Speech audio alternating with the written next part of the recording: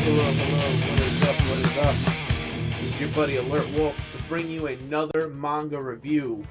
This time, it is of Green Blood, Chapter 23. This one's called Final Moment. And obviously, where the last one left off, we know whose final moments this is. This is about Gene McDowell. And, or McDowell's, the leader of,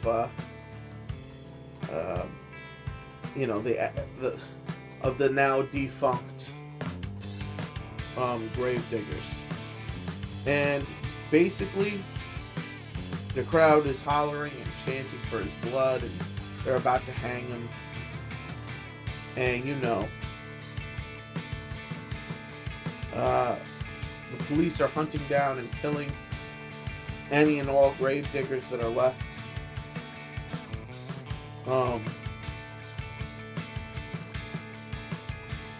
Basically, Brad finds out that they're gonna kill him. They're gonna kill Gene when a wounded member of the Gravedigger shows up at the doctor's door to get, he's trying to threaten the doctor so he could heal up his wound and he could get the hell out of Dodge, basically. And he was surprised to see the Grim Reaper still alive. He's like, yo, man, stop glaring at me. We're on the same side. We all got to get the fuck out of here, basically. We got to leave. We got to go. They're going to kill us. This town is dead to me. I am getting the hell out of here. And for his sake, I hope he makes it. Not that he's an important character or counts. They took the bullet out of his arm. But he's an important character because he lets...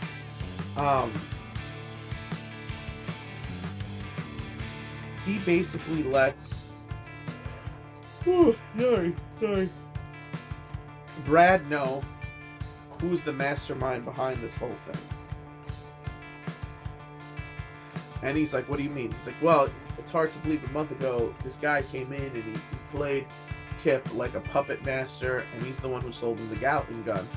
And he was like, who's this guy? I think his name was the big guy, older in his 50s, and he's like, yeah.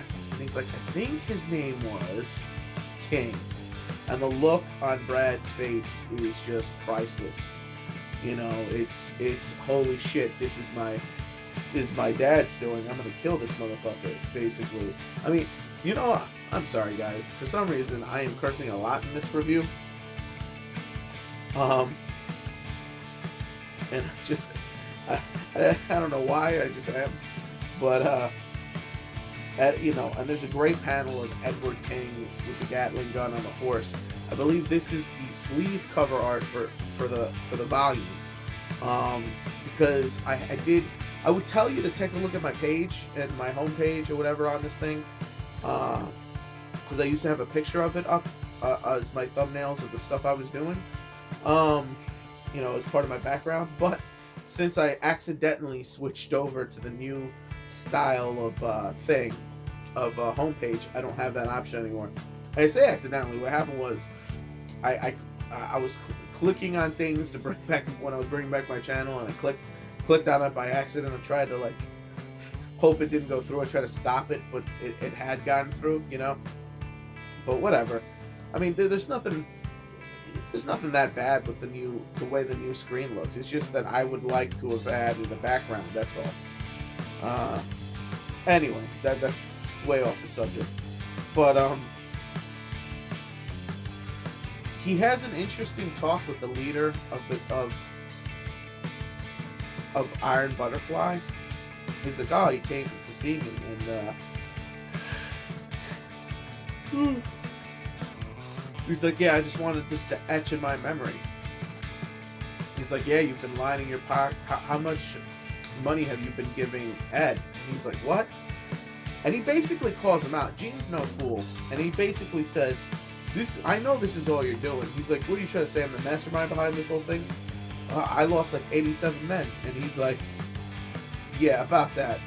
It's funny because the men you lost were all part of Raymond's crew who wanted revenge, and he was your biggest threat because He was in line to be you know, he would eventually he would have killed this guy and or started a new gang.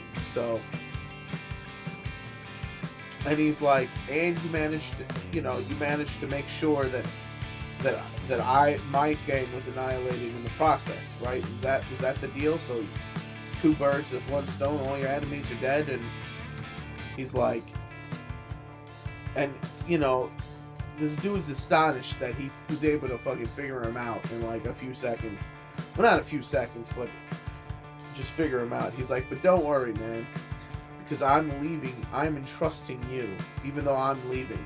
I'm entrusting you with the 5 points, and that's important because he's like, you of all people understand.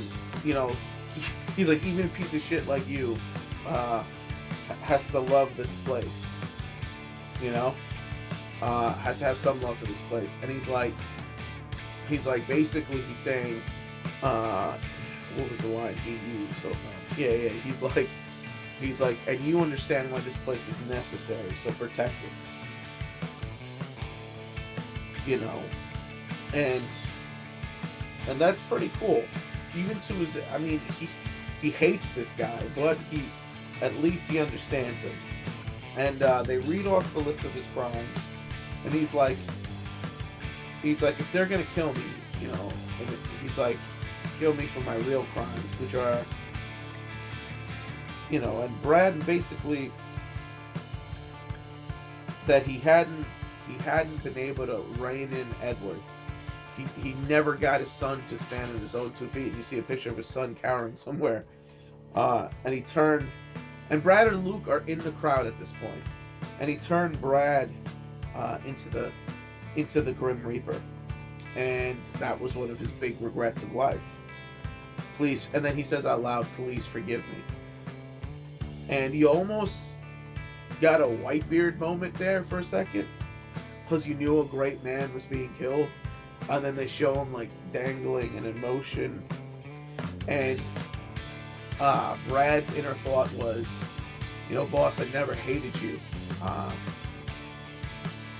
For making me the Reaper, because you raised me, for making me the Grim Reaper, because you raised me into the man I am today, a man who would go after Edward King. So he loved his boss, basically, even though things went down the way they did. You know, he's still not done yet. You know, the Reaper's business is never finished. He has to go after Edward King, and we all know that was going to happen. The last page is pretty awesome. It's the whole page is one panel, and it's basically some words, and it tells you, and I'll read it. You know, I'll just read it word for word. Gene McDowell's corpse was left to rot in plain view for the public for 7 days. Afterwards, it was buried in Greenwood Cemetery, but to avoid any fame or claim to be associated with his name, nothing was etched into his tombstone. Instead, it was left unmarked, so it would only be recognized as an unidentified person. And the whole thing is just of him hanging there. So he was left hanging there for 7 days, basically as a sign to anybody else, like, we mean business, if, you know, as the government. And that's the end of the chapter. Now, what did I think about this chapter? You know, it's a shame to see him go down. I prefer to see the man like hailed down in a fury of like bullets or something. But he took responsibility for his gang and for the Reaper and for everything else he's done wrong, and by allowing himself to be hung. Because you better believe he was well aware that this was going down, and he could have been out of Dodge just like he made sure Kip was. But he didn't. He went down. He took a knee, you know, and it just shows you the type of character he was. So you did have that sense like someone right in the story was being killed, but I thought it was really good. I like how it just shows you how intelligent he really is. So I'm going to give this chapter a 3.5. But it was very good. I really enjoyed it. It's a shame, but you know, that is what it is, and in these stories, that's how things go, and it does move things along quite nicely.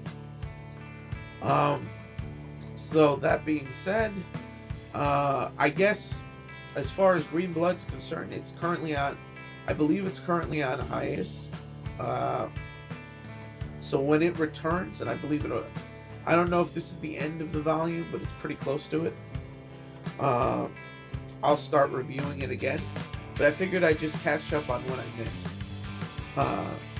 Yeah. So, click it up if you like it, comment if you must, and please subscribe if you can. And this is Alert Wolf signing off.